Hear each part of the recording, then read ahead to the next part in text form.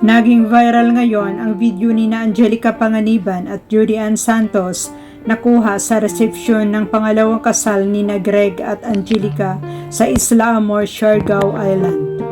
Nang marinig ang sinabi ni Judy na may +1 na, ramdam ng ating mga netizens na pinag-usapan nitong dalawa ang pagbubuntis ni Angelica ng second child nila Greg.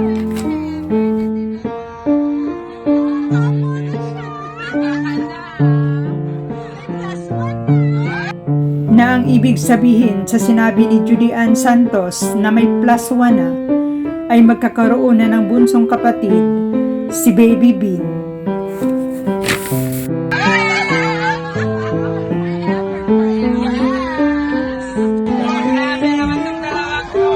Si Angelica at Greg Human nagpakasal ng unang pagkakataon noong December 2023 sa Los Angeles, California, at ang kanilang pangalawang kasal na idinao sa Siargao Island noong nakalipas lang na linggo, April 20, sa kasulukuyang taon.